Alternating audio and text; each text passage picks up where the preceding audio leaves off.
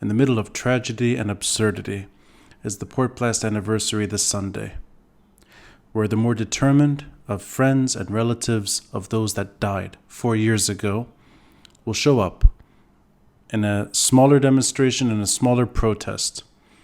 And in their backdrop will be the damage done to Lebanon because of its role in regional war. Something that has nothing to do with this country. Thousands of tons of ammonium nitrate parked in the middle of Beirut.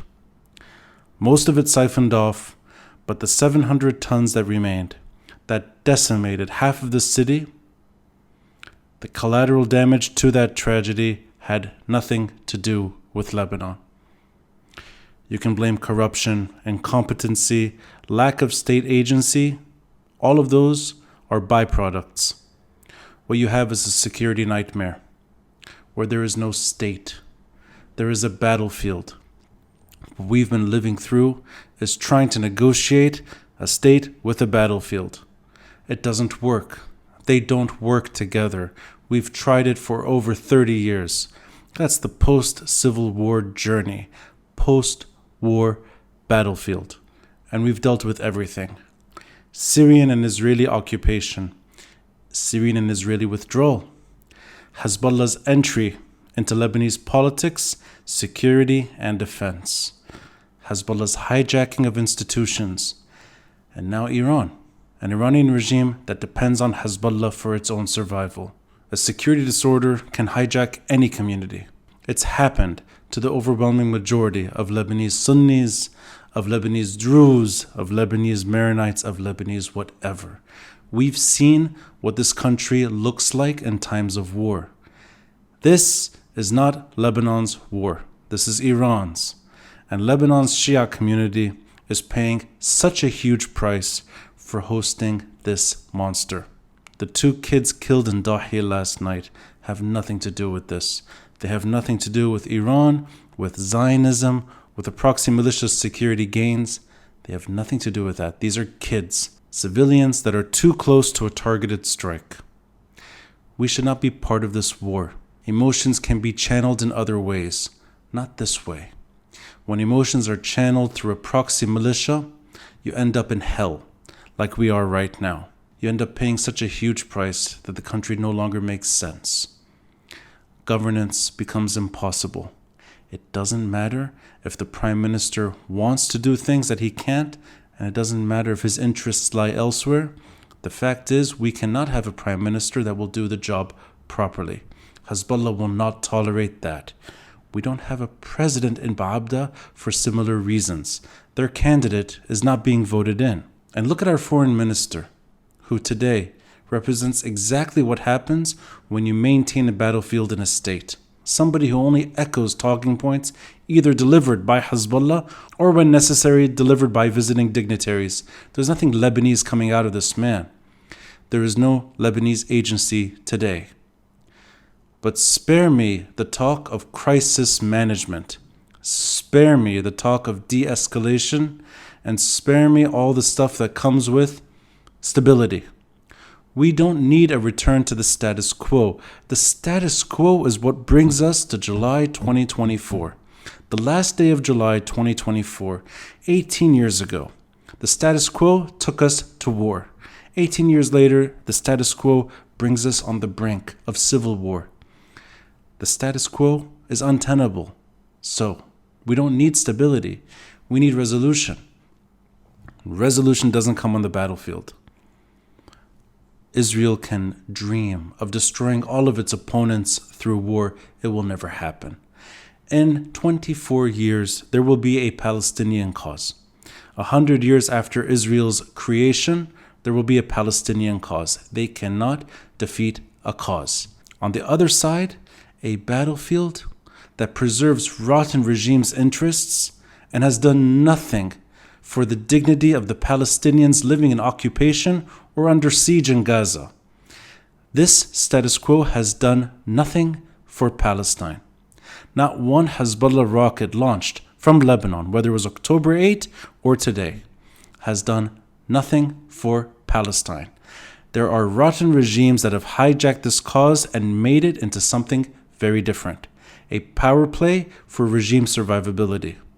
Hafiz al-Assad did it, Bashar al-Assad did it, the Iranian regime does it par excellence. Other regimes have tried, other regimes have failed at trying. But today, Iran stands to gain from stability. This ceasefire that hasn't happened yet in Gaza between Israel and Hamas will emerge when Iran deems it necessary. And if Israel is reluctant, diplomacy is all the more important. Diplomacy is what can create an end to the Israeli-Arab conflict, not this paramilitary resistance that's better at killing Syrians and Lebanese, or for that matter, when necessary, opposing Palestinians in refugee camps. You don't need that type of resistance to fight for Palestine. You need diplomacy. And diplomacy requires the better voices to find resolution. And the Lebanese are not taking the role, at least in sparing Lebanon from belonging to permanent war. Lebanon's role is to spare us from the rippling effects, not to endorse Hassan Nasrallah's awaited response. What a horrible facade of a state to live under. We have two choices. It's either how Lebanon got through June 1967, when a regional war changed the region permanently. Israel occupied the Sinai Peninsula. Israel took Gaza and the West Bank and East Jerusalem. We could travel to Jerusalem from Lebanon prior to that war, a Jerusalem under Jordanian rule. Israel took what was left of Mandate Palestine, and they took the Golan Heights, and they illegally annexed the Golan in 1981.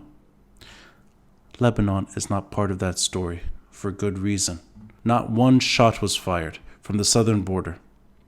Lebanon dislodged itself from a regional war intentionally. That's the closest experiment we've had with neutrality. It didn't take off. In the 1970s, we know what happened. And in 1975, we know what can happen when Lebanese have had enough. They fight each other and they end up in cantons. And that was the Civil War. What we're seeing now is the slippery slope into the cantonization of Lebanon once more. And the cantonization of Lebanon hurts Hezbollah, but it destroys Lebanon too. Lebanon will look like it did in the Civil War. That's not a dream I have, which is why every single time we go to the street and protest, these protests don't matter. Despite the emotions and the symbolism, despite the pain shared, despite the feeling of belonging to something bigger than us, they don't change anything. You cannot have politics function in Lebanon with something like Hezbollah commanding its destiny. Forget the lies MPs have shared. Even if they're well-intentioned, they may be naive as well. The answer is not in their hands. There will be no justice for the port blast. These victims and their friends and allies that march the streets will not see justice and will not have respite to what happened 4 years ago. And more innocents in Dahi in the south and other parts of the country too will die, because Lebanon is a battlefield and justice will not be delivered by a paramilitary militia sponsored by Iran based in Lebanon. Justice will happen when diplomacy ends this nightmare. And if there's any serious inclination into ending what has destroyed the fabric of the Middle East and mutated Lebanon into turning into the worst version of itself, diplomacy should be getting Iran out of these countries and getting Israel out of Palestine. And diplomacy requires proactive re-engagement. Diplomacy requires pushing down Israel's throat that a two-state solution is necessary. If it doesn't happen, if the Palestinian question is not answered in a way that delivers justice for Palestinians that have been robbed of their history and of their dignity, and in this round, 40,000 lives, if it doesn't acknowledge the rights of Palestinians to self-determination, this conflict will be with us for generations to come.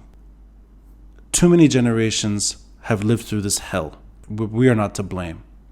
Not our mosaic, not our diversity, not because there's more Shia than Sunni or more Sunni than Shia, or more Christians than Muslims or vice versa. Those are not reasons countries fall apart. But opening our borders to endless war and the strain it has taken on generations of us is turning Lebanon into permanent disorder.